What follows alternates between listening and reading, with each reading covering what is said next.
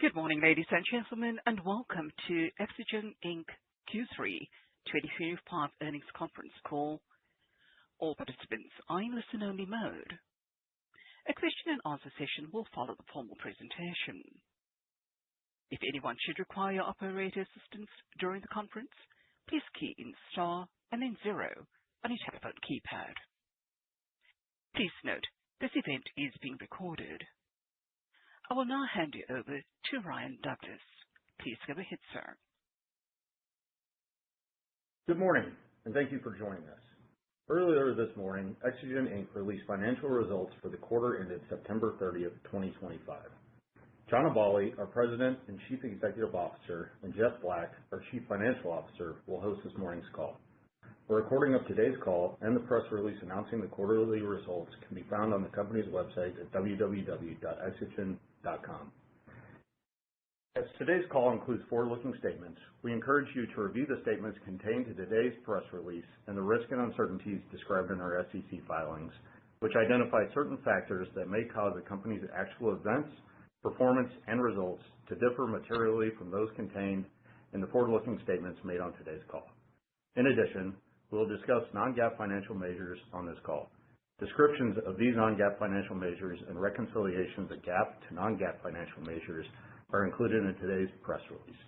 I will now turn the call over to John. Good morning, everyone, and thank you for joining us.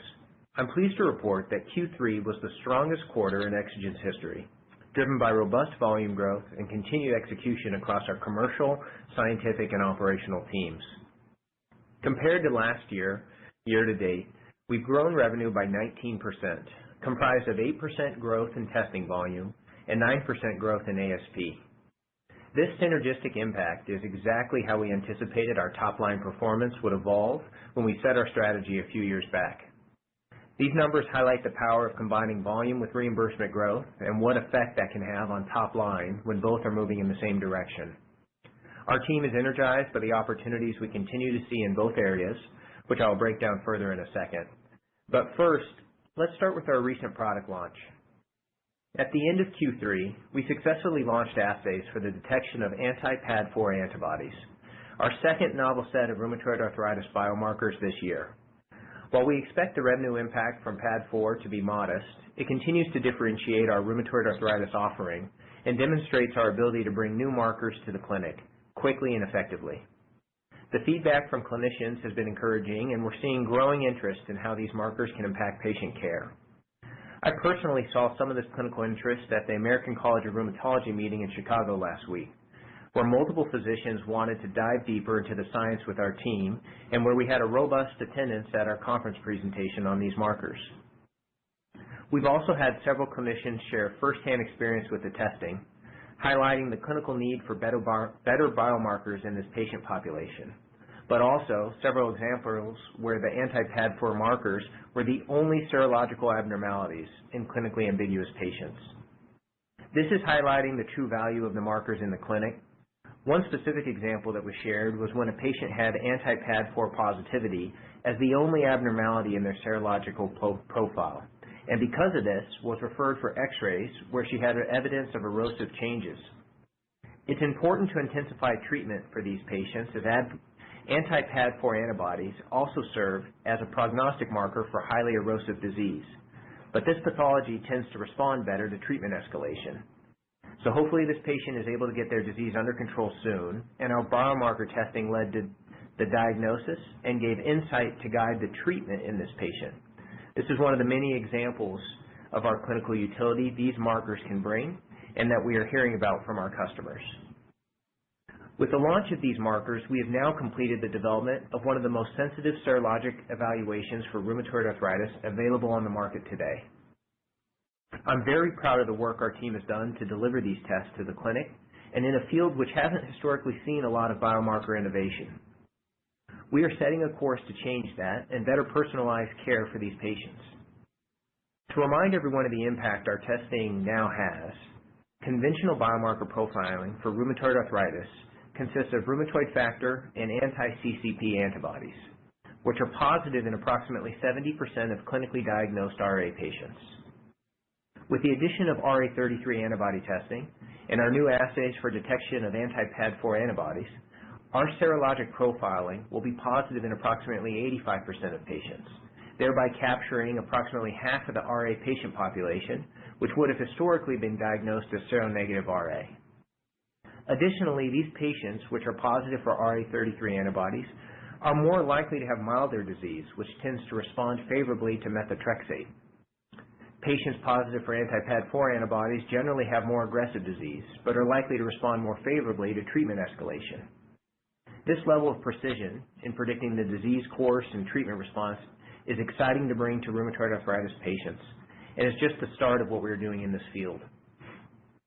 Lastly, and this is rare for biomarker innovation, these efforts required less than $3 million in investment, and we expect revenue payback in less than 24 months. We won't always be able to contribute to the clinic in such a valuable way with a relatively small investment and quick return, but we do believe that with our current commercial channel, we can innovate long-term with decent returns on investment. Switching to AVISE CTD testing volume trajectory.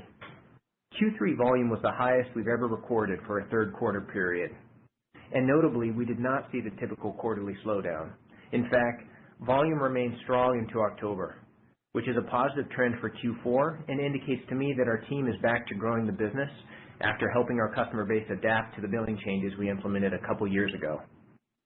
Our expansion into new territories is also starting to pay off. We see meaningful contributions from these regions, and our per-territory productivity remains strong. Of note, 2 of our recent expansion territories emerged as top-performing growth territories this past month, and we have others trending similarly. Total ordering physicians and orders per clinician continue to trend upward, and we're seeing increased engagement from both new and existing physicians. This is a testament to having the right team in place and the stability and focus we've built over the past year and a half. We currently operate with 45 sales territories, up from 42 at the end of Q3. Our focus remains on profitable growth, and we will continue adding territories where we see clear opportunity, strong physician engagement, and can find the right talent. Now let's talk about ASP, which is top of mind for me. We've made significant progress over the past 2 years with our trailing 12-month ASP for CTD now at $441, a 9% increase year over year. However, it's important to acknowledge that we're not seeing the full second half of ASP expansion I had anticipated. The new biomarker reimbursement, while accretive, has not ramped as quickly as I had hoped. We still believe there's a path to further ASP gains, and our efforts around appeals, revenue cycle operations, and payer education are showing incremental progress. But the reality is these gains are coming more gradually than I expected. Additionally, we lost a large high ASP direct bill account this quarter, which is weighing on our current ASP as we convert this business into standard commercial insurance payer mix. Both of these items have temporarily slowed our trajectory, but as I've constantly conveyed throughout my time here, this is why I view it critical to gauge our success relative to a trailing 12-month measure, which does continue to climb. We continue to be very diligent with our revenue cycle operations and have a strong strategy employed to secure the higher reimbursement we ultimately expect, but you are seeing a somewhat muted ASP reflected in our top and bottom lines as we work through these efforts. Turning to our pharma and CRO business, we generated nearly $800,000 in revenue this quarter, bringing our year-to-date total to $1.2 million. Our order backlog now stands at $3.5 million and continues to grow. While this revenue stream can be lumpy, it's important and expanding part of our business. We're encouraged by the momentum we're seeing in this area. As I mentioned, I was recently in Chicago attending the American College of Rheumatology annual conference, where we had a strong presence this year, highlighting new abstracts and deepening our interactions with clinicians. We submitted and had accepted 6 different abstracts covering the bulk of our pipeline efforts. One ultimately was chosen for a plenary talk, and in general, we continue to showcase our company as an innovative presence within the rheumatology field. It was a highly successful meeting in this regard. Looking ahead, we remain on track to deliver $65 to $70 million in revenue with the ability to be cash flow positive at the high end of our range, though the timing of sustained cash flow positivity may be pushed to 2026 as we continue to navigate the ASP challenges I just detailed. Generating cash remains a core near-term goal, and we're committed to achieving it in a disciplined, sustainable way. In closing, I want to thank our team for their dedication and execution, and our partners and shareholders for their continued support. We continue to build something special at Exagen, and while the path is never perfectly linear, our progress is real, and our opportunity remains significant. Thank you, and with that, I'll turn it over to Jeff for additional comments on the financials. Thank you, John, and good morning, everyone. As John mentioned, we delivered another strong quarter, highlighted by our third consecutive quarter of volume growth, continued ASP expansion, and a balance sheet that we expect secures our runway to positive free cash flow. Third quarter revenue of $17.2 million was our highest quarter in history, just beating out the second quarter and a nearly 40% increase over the third quarter of 2024. Even considering over $1 million in downside revenue adjustments in Q3 of last year, we still delivered over 25% revenue growth. And this is, again, seasonality headwinds we typically see in the third quarter, which we curtailed through growth in CTD test volume, up 15% from Q3 of last year and almost 2% sequentially. Year to date through the third quarter, we grew revenue 19% to roughly $50 million, with trailing 12-month ASP up over 9% and volume up over 8%. As John mentioned, we're also seeing significant momentum in our pharma services business, which generated revenue of $780,000 in the third quarter. Year to date through Q3, we recognized $1.2 million in pharma services revenue versus about $100,000 in 2024. Our business development team has done a fabulous job of securing additional contracts and developing a strong pipeline that we expect will continue to grow. Today, we have up to $3.5 million under contract in pharma services, representing future potential revenue opportunity. The timing of deliverables and related revenue recognition are often lumpy from quarter to quarter, so we remain cautious to guide on specific timing of this revenue. Our trailing 12-month device CTD ASP grew $37 year over year to $441 per test. The trailing 12-month number remains our best indicator of ASP traction due to the typical ebbs and flows of reimbursement in any one quarter. As John mentioned, we're behind expectations on our ASP acceleration, but we remain confident that we'll drive further expansion through revenue cycle management enhancements, commercial payer engagement, and market access initiatives. These remain priorities for us and are core tenets to our success in driving reimbursement gains.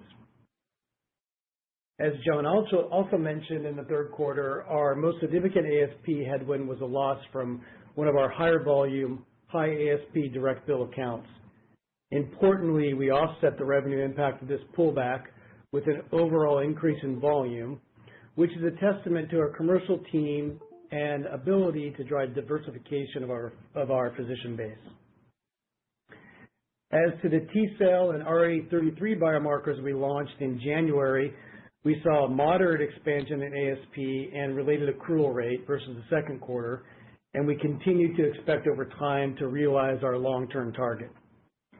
It's also important to note that while we launched our newest biomarker, PAD4, late in the third quarter and began billing for it, none of this volume was reflected in revenue. At the end of Q3, we had not established a payment history on this marker, so we did not record an accrual rate. We should see a moderate expansion in ASP in the fourth quarter for PAD4 as we establish an early payment history and related accrual rate. Gross margin in the third quarter was just over 58%, up about 260 basis points compared to the third quarter of 2024. Excluding the impact of over $1 million in downside revenue adjustments in the third quarter of last year, gross margin in the quarter was down about 175 basis points from just over 60% in 2024. Year to date, gross margin was just over 59% and up about 60 basis points over the same period in 2024. Gross margin has been favorably impacted in 2025 by our continued ASP improvements, even with an increase in COGS related to our new biomarkers. In fact, our per-test device CTD cost is running favorable to initial expectations, offsetting some of the ASP headwinds and allowing us to maintain our gross margin profile near that 60% level. We still see a path to the mid-60s over time as we remain focused on driving further ASP expansion and aggressively managing COGS. Operating expenses for the third quarter were $13.2 million, up from $11.6 million in Q3 of 24. And this increase was in part due to increased R&D spend for PAD4 and other pipeline initiatives, as well as SG&A associated with our first sales territory expansion since John took over, and another key commercial leadership addition to the team.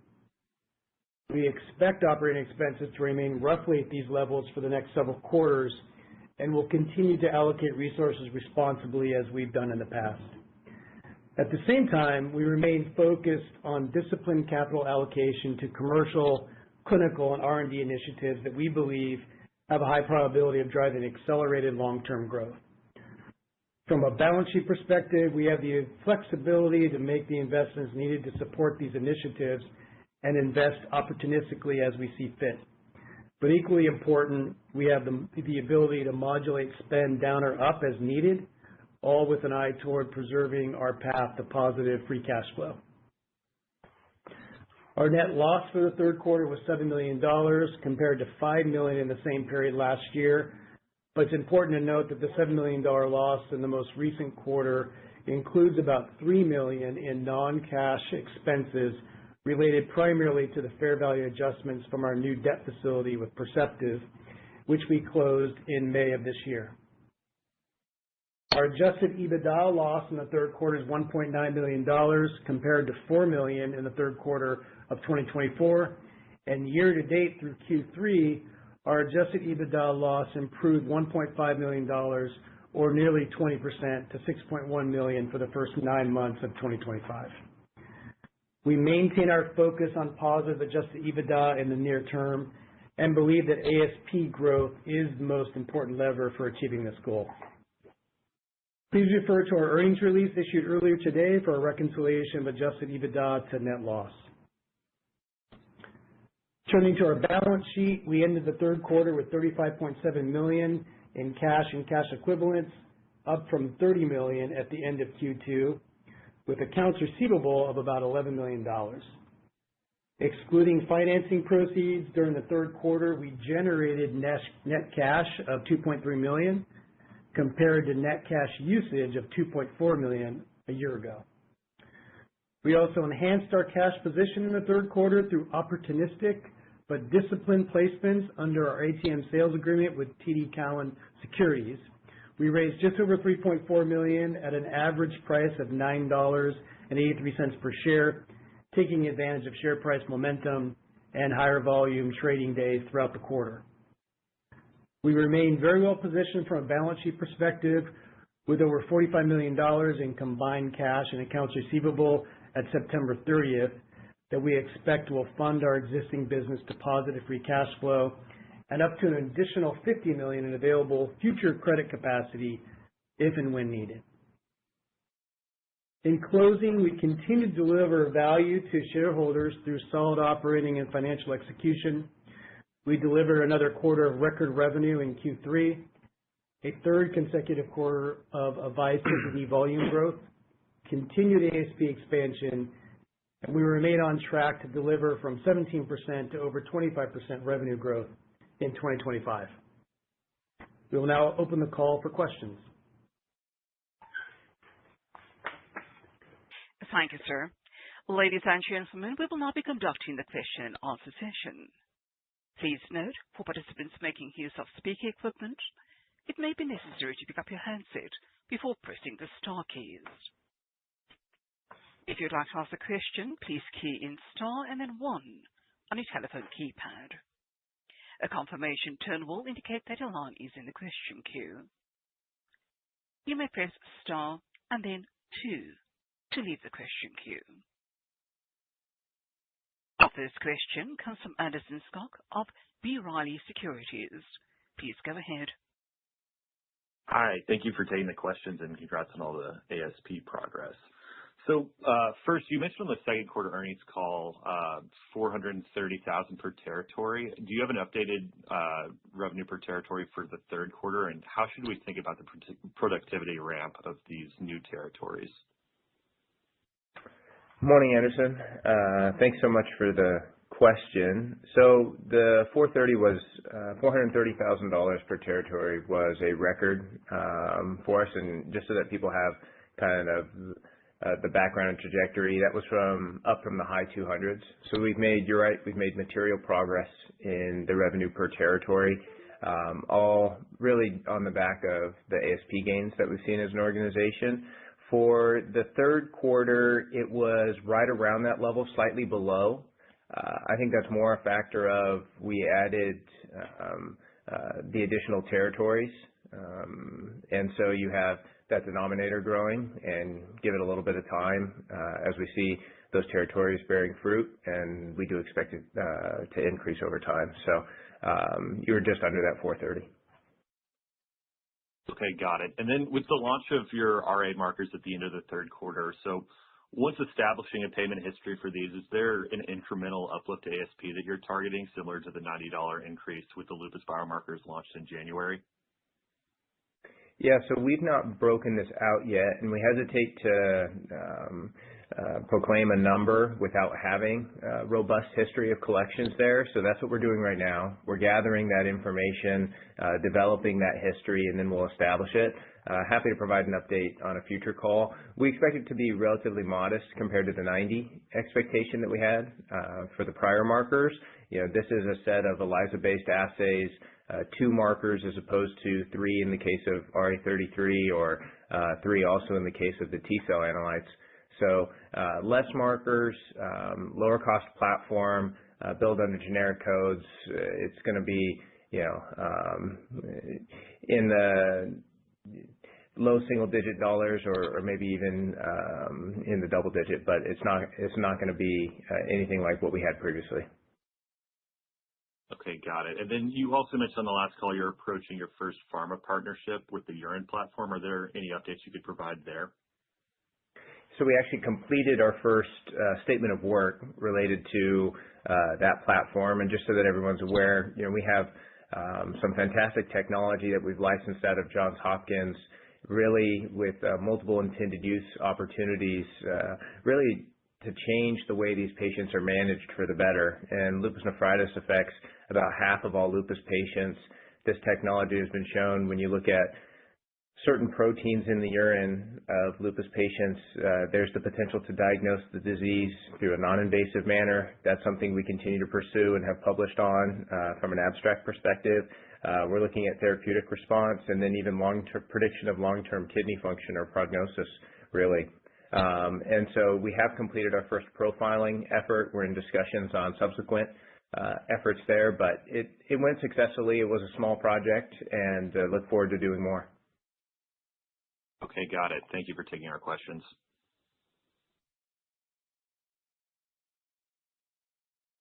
The next question comes from Kyle Mikson of Canaccord Genuity. Please go ahead.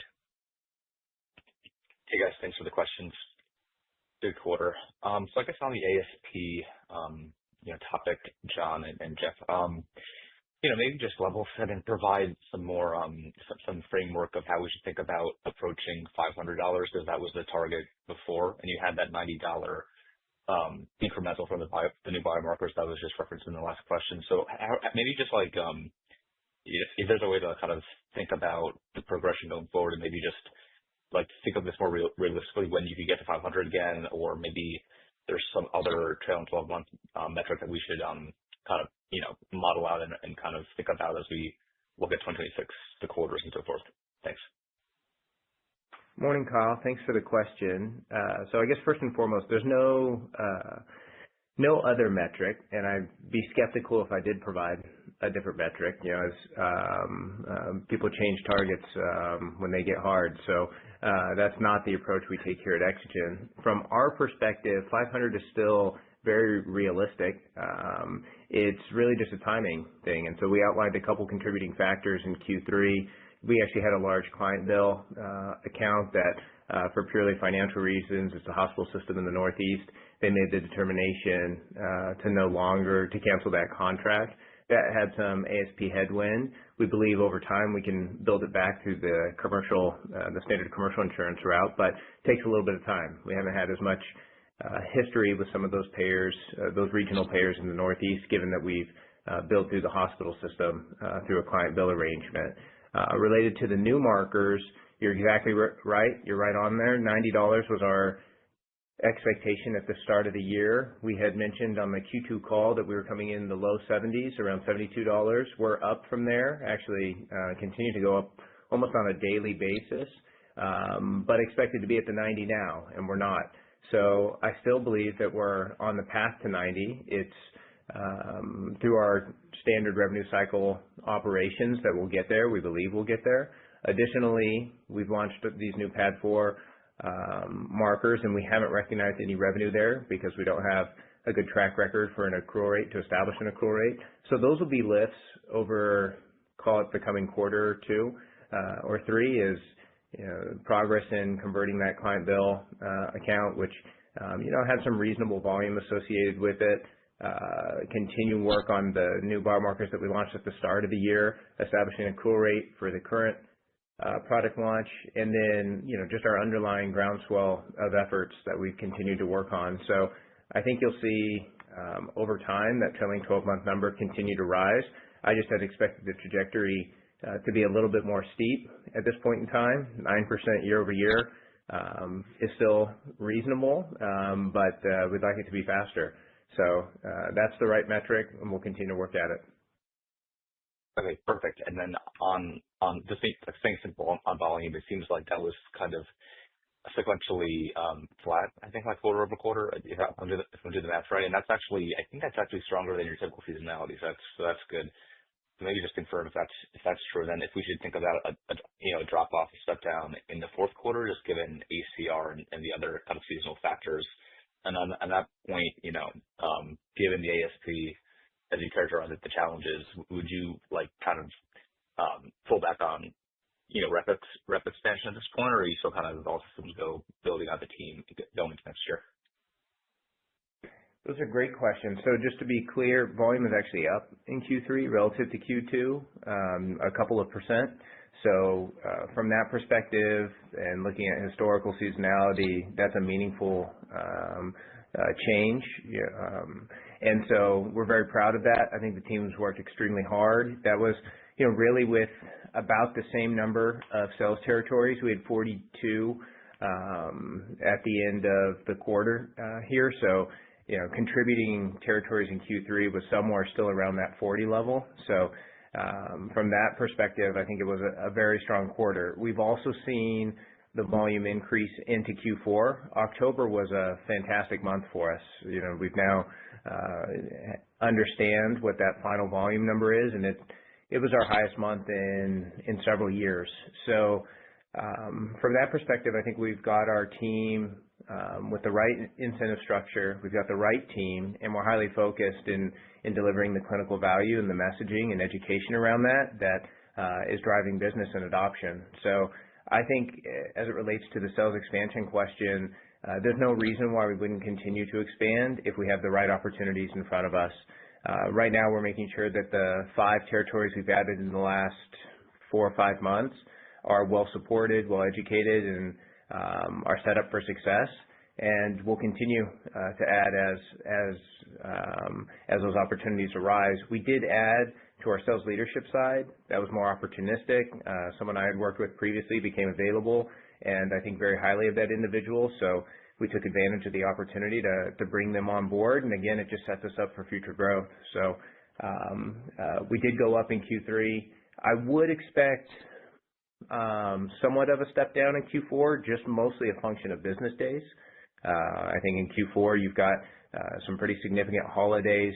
We had ACR, the week-long conference that actually occurred in October. So our October performance was in light of ACR occurring in this month. So we're on the right trajectory. I would still expect a slight step down, but overall, we're setting ourselves up very well for continued growth through 2 mechanisms, ASP and volume. Perfect. And then finally, I would like to ask about the pharma business. So that was $800,000 in revenue in the quarter compared to 100,000 for all of last year. It's pretty impressive. So I guess why so strong now this year? And then could that be even more material in 2026? Could that be like a real business line that you could actually start to kind of break out? And kind of additionally, is that an area you would partner or acquire in, given the unmet need in autoimmune disease? Yeah, that's a very interesting set of questions. So from my perspective, excited about the progress on the pharma revenue side. You know, to deliver 800,000 far and above what we've done historically as it relates to testing services.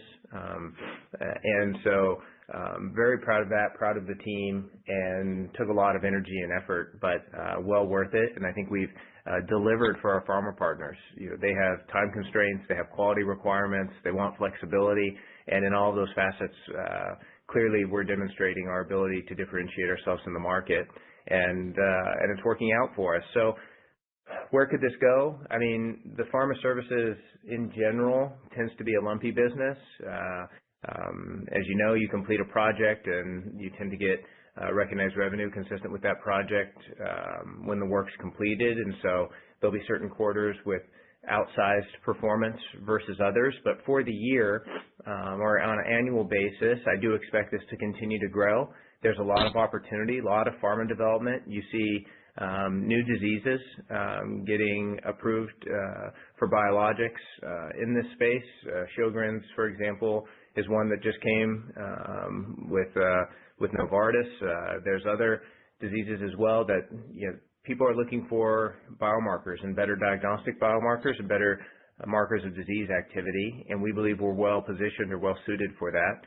Also, given that our base methodology within Advise is flow cytometry, I think that we're well positioned to offer something unique there as well. So we'll continue to refine our business plan, our business model, understand how we can add value.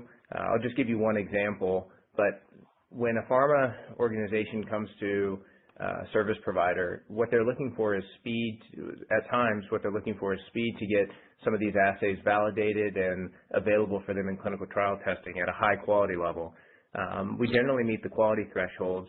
Given our commercial pipeline and the fact that we have access to so many patients and so many different samples, our ability to validate assays and develop new assays, I think, is really substantial and a huge competitive advantage for us. So that's part of the differentiation we're able to offer amongst many other things, but we'll have to see how it progresses. But yes, it's trending in the right direction.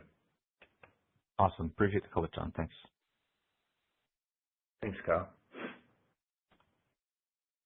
Our next question comes from Mark Massaro of BTIG. Please go ahead. Hey guys, this is Vivian on for Mark. Thanks for taking the questions. So just one on the sales force expansion. I understand that you just hired these reps, but could you just remind us how you're thinking about targets in terms of rep per rep and kind of the time that it takes for them to reach maturity and hit their stride? Thanks. Yeah. Good morning, Vivian. Hope you're doing well. So from our perspective, we set profitability targets on a per territory basis, and that has to do with both the compensation structure. So once you reach a certain scale, there's profitability bonuses that end up coming into play. But then as it relates to opportunity, we're looking for a minimum level of profitability or contribution margin that at least sustains the price of having a field-based presence in that area. And so that naturally relates to number of tests, but it also changes as our ASP changes. So from our perspective, we tend to split our largest territories, provided we still believe or have done enough research to believe that there's substantial opportunity there. And so that's really the mechanism that we're approaching the sales expansion process with. It generally takes, it's always tough to generalize, but it generally takes around 6 to 9 months for someone to start to contribute. There's multiple exceptions of that, and I tried to highlight that in the prepared remarks, but we've got two in the southeast, two territories where they were our highest growth by percentage, and 2 of our top 5 nationally were some of these expansion territories.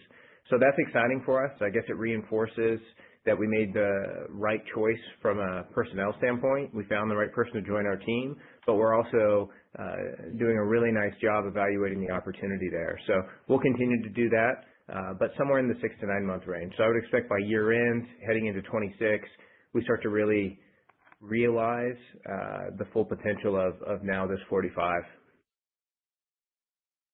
Okay, perfect. Thanks for the color. And maybe just to follow up on the kind of slower than expected traction with ASP lift for the new biomarkers. Can you just help us think about steps you can take in terms of driving payment for these biomarkers, or what it is exactly that's holding up payment here? Thanks. Yeah, great question. So as it relates to extra color on the ASP side, from our perspective, some of the denials that we're seeing are related to basically medical policy for these new markers, and it's the diagnostic code in conjunction with the procedural code being used is not approved from a payer standpoint. We believe that through an appeals process, a robust appeals process that we've architected and implemented now here over the last couple of years, that we can be successful long term, but initial denials are higher than I had originally expected. So that's really the basis for it. There's some other nuances there that we think we can improve upon, for example, out-of-network denials and things like this, but these are unique markers, and we're the only lab that's offering them.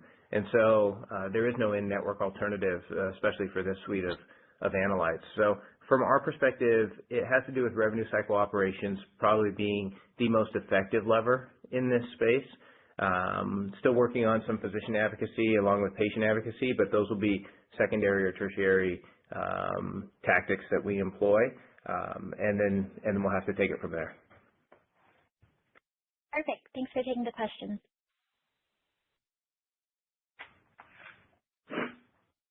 Our next question comes from Ross Osborne of Cantor Fitzgerald. Please go ahead. Hey guys, this is Matt on for Ross today. Thanks for taking the questions. I guess just one from me. You reiterated a path to mid-60s gross margin over time. I guess can you kind of expand on what the key unlocks are to get there, whether it's further automation, volume scale, or payer mix normalization, and how you're thinking about that timeline to start seeing incremental leverage? Sure, yeah. How's it going? This is Jeff. Yeah, I'll take that. I think multiple levers, right? I think we continue to say and believe that ASP expansion will be the best way to accelerate margin into that mid-60 range. And so as John laid out, there is a strategy to continue to expand ASP with just better revenue cycle management and continued improvements there. We also, as I mentioned, are seeing our COGS per test on AVISE CTD actually well below target, which is very encouraging, and that's been a function primarily of just better optimization of labor, and we really haven't had to make the significant investment in labor that we would have expected to keep up with the volume, particularly with the new biomarkers. All of that has come before any real optimization we've made in either assay development or lab operations. So we do think there is real opportunity for further optimization and workflow, but I would say that the biggest driver is going to be the ASP expansion. And just to add some more color to that, John mentioned that we did see a pullback, and we lost a pretty high volume, relatively high volume, high ASP account. If you were to normalize for that, we would already be above the 60% gross margin range for the quarter. So we're still tracking, and we're really encouraged because our COGS profile is much below where we expected it to be. Got it. Super helpful color. Thanks for taking the questions, guys. Thanks, Matt. The next question comes from Andrew Brackman of William Blair. Please go ahead. Hi, guys. Good morning. Thanks for taking the question. Maybe just on the volume front, accelerated volume growth again here in the quarter. a lot's been asked sort of on rep productivity, but as you sort of think about the drivers of that volume growth, how should we sort of parse out the sort of leverage between the expanded commercial team, more efficient rep productivity, but then also just the launch of markers from earlier this year, and then there's still just the massive penetration that you have in front of you, the penetration potential that you have in front of you. Thanks. Morning, Andrew. Thanks a lot for the question. So maybe more of a qualitative answer. It's always tough to pinpoint or address this with precision, but from my perspective, having something innovative and clinically useful to discuss with our client base is reinvigorated our sales team for sure, but also the interest on the customer side. So I think the fact that we launched these new markers is very much a positive, and we're seeing that energy, kind of rekindle here in the second half of the year with the recent launch of these additional markers. Especially now that we've got a unique marker set specific to rheumatoid arthritis, it really does open up the clinical conversation and provide that additional value for folks. So that's where I would rank. I would rank that at the top.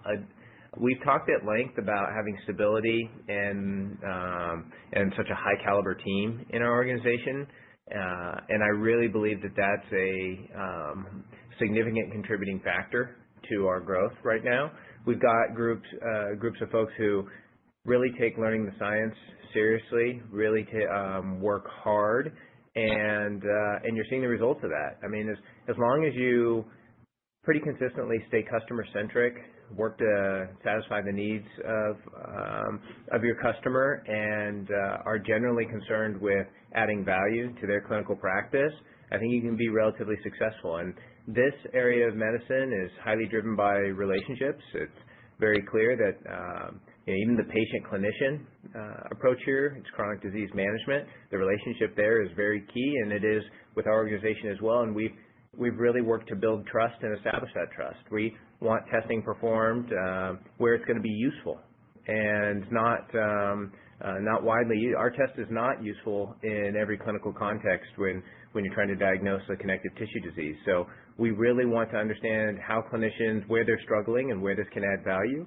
And our team, I think, has mastered, probably too strong of a word, but come close and continue to improve in this area. And I think we're seeing the results of that. So the new markers, I think, are a very strong contributing factor. The stability in the team, along with a heightened focus in the clinical messaging, and that's what you're seeing here. Okay, that's great color. And then just on the loss of that large direct bill customer, any more color you can maybe give on the magnitude of the headwind that caused ASPs in the quarter? And then as you look at that entire book of business for direct bill, any other risks out there that you might see popping up in terms of other customers going down this route? Thanks. Yeah, so maybe I'll just share a little bit of how I think about the direct bill opportunity. I think it's an interesting opportunity. It's approaching 20% of our revenue. It's on the order of 8 to 10% of our volume. So it gives you a sense of that relationship there. I think it's an interesting part of the business in the sense that the people or the entity that you're negotiating with from a pricing standpoint also handle medical policy for all intents and purposes, right? So it's a combination negotiation, if you will, and it allows those entities to get access to more innovative technology sooner. In that sense, they can determine when and if they want access to certain technology. But it also tends to put that offering or that relationship at risk at times, because they can decide to switch just as quickly. And so our understanding of this transition was it was a financially motivated decision. It didn't really take into account the clinical impact or, to be honest, the desires of the rheumatology group at this organization. But nevertheless, it was made, and from their perspective, in their best interest. And but they're still offering our test, using it in clinical practice. We're just converting more to commercial insurance, and so we know that that's a little bit longer road in terms of getting back to the ASP that we ultimately aspire to, but it's one that we're well versed in and know the appropriate tactics. So The client bill opportunity is interesting. I think we're probably at close to the max level of client bill business that I want to take for our organization. We'll see if other opportunities arise, but long term, I think it's better that we work with insurers. I think it's a better relationship in that regard. It can be tougher short term, but longer term, I think that's a better competitive advantage and a more reliable approach. Great. Thanks, guys. Yep. Our next question comes from Bill Bonello of Craig-Hallum. Please go ahead. Hey, guys. I just want to follow up on the question that Andrew was just pushing on to just make sure I understood what you said. So in terms of that client, they are still ordering the test. They simply moved from being client bill to third-party bill, and then if that's correct, was there sort of any associated impact on volume at that client, or are you seeing steady volumes and just the change in ASP? Yeah. Good morning, Bill, and thanks for the question and opportunity to expand a little bit more. So, specifics related to this account, which happy to go into, probably won't go into as much detail with each of these instances, but with this account specifically, when the contract was terminated, and we were given fairly short notice here, talking about a few days, when the contract was terminated, access to the testing was suspended. So the hospital system froze the EMR and actually paused access for their clinician base. They actually stopped drawing it with their in-house laboratory as well, drawing the blood, et cetera. So really everything came to a halt initially. Given our close relationships with the rheumatology division there and their desire to continue to have access to this test, they pursued an alternative route, and we worked with them on the logistics to revive that. So where we're at now is the volume has returned because we've been able to logistically provide phlebotomy access for them, along with helping them establish a new ordering process, et cetera. And we're not back exactly to where we were, but it's certainly trending in the right direction and much better than when we were informed of the transition. So you did have some suspension related to volume. I believe we're trending back in a very positive way there with optimism on the trajectory, and then most of the impact has been ASP. Okay, that's really helpful and nice to see the acceleration in volume growth even with that situation. So the second thing, and because to me volume growth really seems like the exciting story here, the uptick, but ASP obviously matters. So just on the higher denials than you had expected. A couple of questions. Why do you think that's happening? Why do you think you're seeing greater denials than you had expected? And then is that dynamic exclusively related to the new markers, or are you seeing an uptick in denials across the board? Yeah, that's a great question. So our base business, I've no notable changes in payer behavior that are worth going into level detail on this call, right? So we remain on a positive trajectory for the base business.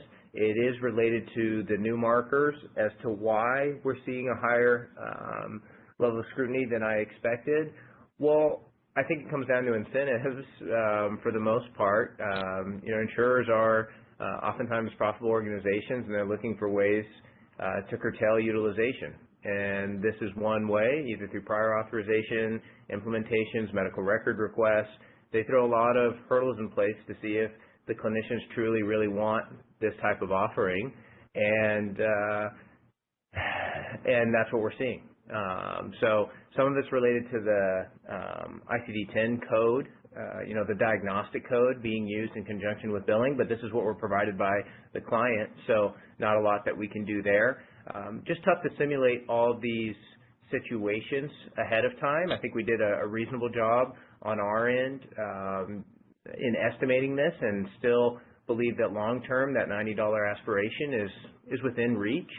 We're climbing to it. I think we're in the mid to high 70s now. We were in the low 70s a quarter ago. So even over a 3-month period of time, you've seen almost a 10% change in that new marker reimbursement for the positive. It just is going to take us a little bit of time to work through this, and ultimately, where do we land?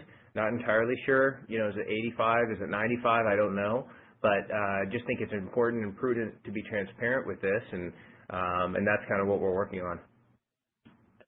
That's really helpful. And then just the playbook, is it radically different what you're trying to do here in terms of working through denials and eventually getting these additional markers paid for than sort of what you've done over the past 2 years, where you've driven a sort of massive increase in ASP through revenue cycle management? Just trying to understand how unique this particular situation might be relative to what you've done in the past.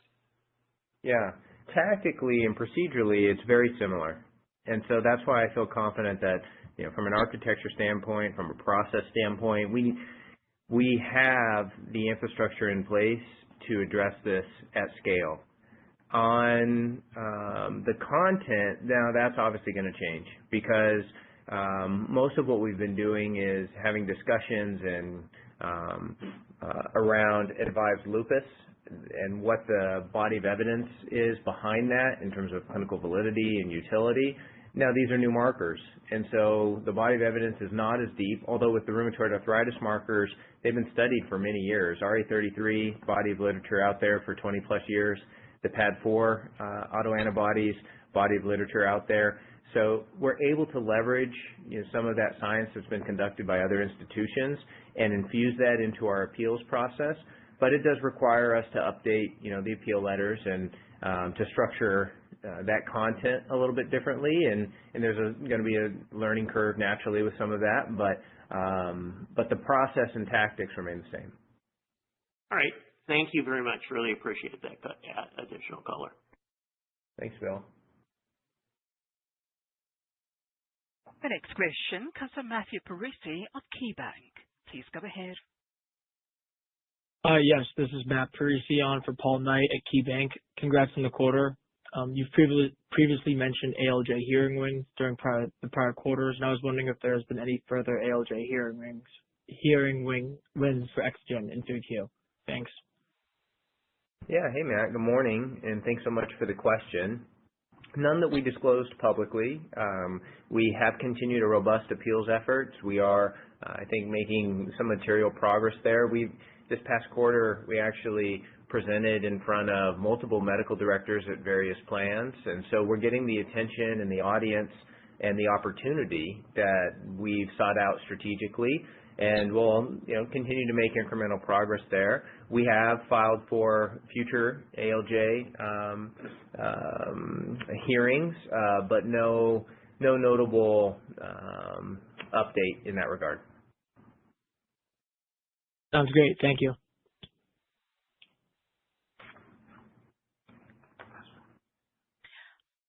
Our next question comes from Dan Brennan of TD Cowen. Please go ahead. Great. Thanks. Thanks for the questions, John and Jeff. Maybe just one more on the account, the direct account. I know it was asked, did you size it just so we can get a sense of, as we look forward, if that's still in the comp, kind of we can back that out. And then, what's the difference between the direct realized price versus the commercial realized price? Yeah. Good morning, Dan. Thanks for the question. So in terms of in-quarter ASP impact, you're talking on a blended rate a little north of $20, right? So you've got a headwind of about $20 for the in-quarter ASP impact of that account alone. Volume-wise, we didn't cut it out or carve it out because we believe that volume is continuing to come back over time, and so we'll just have to see. It'll be a slight headwind near term, but hopefully returning to normal levels or even improving as we continue to add more clinical value in that context. But the ASP should also start to improve as we develop a history and a better relationship with the payers in that region. So hopefully that gives you a little bit of a feel. So it was significant, but also something for us opportunity-wise to work on. Does that help? Yeah, no, that helps. I mean, your trailing 12-month ASP, right, still has been ticking up nicely even this quarter, another $13 or so sequentially. So I guess within the context of the $65 to $70 million guide, is the assumption that the ASP continues to go up, or is it like maybe flat because of this kind of account loss? Just how do we think about that realized price in 4Q from a trailing 12-month basis?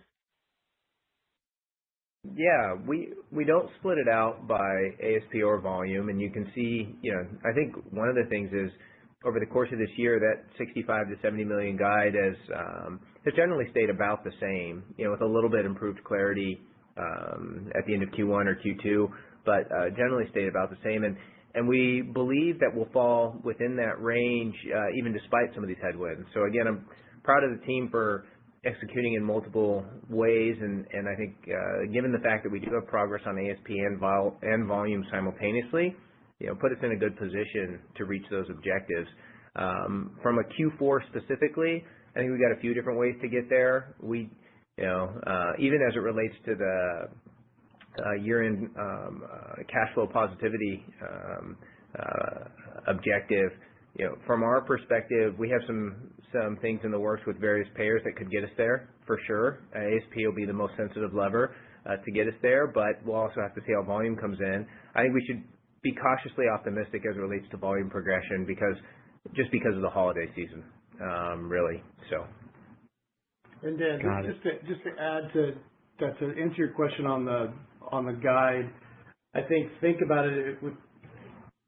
The way to think about it is that the low end of the range would assume very little, if any, ASP expansion in the fourth quarter, right? And then clearly, obviously, the high end of the range would include continued and maybe some accelerated expansion, but the low end would really assume that we don't do much in the way of ASP expansion in the fourth quarter. Got it. I got that.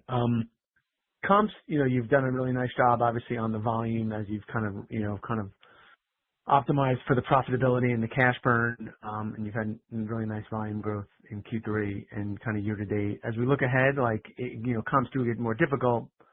Obviously, the market's large. Is double-digit growth reasonable to think about as we go into 2026? So we've not set a base guide or objective for our top line growth.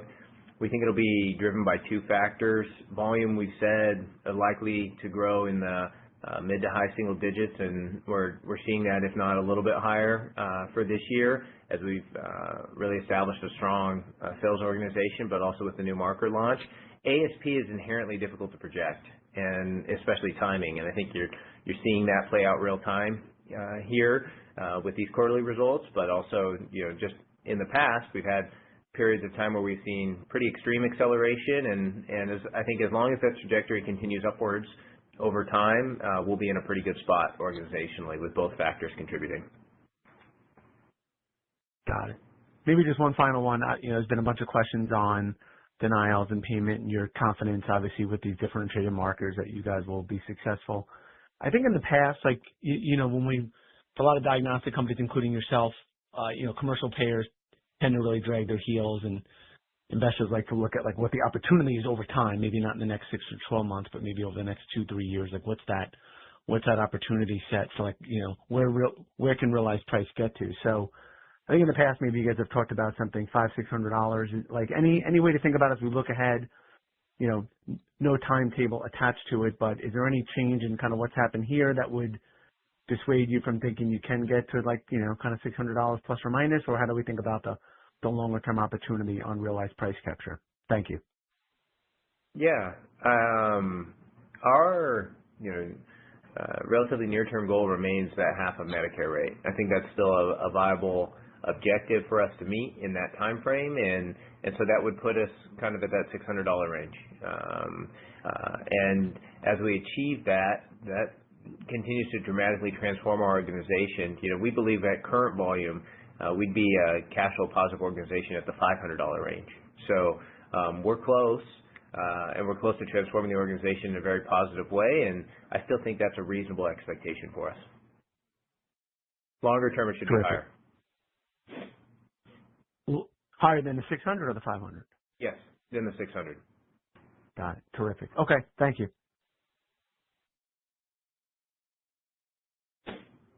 Ladies and gentlemen, with no further questions in the question queue, I will now hand over to John Mabali for closing remarks.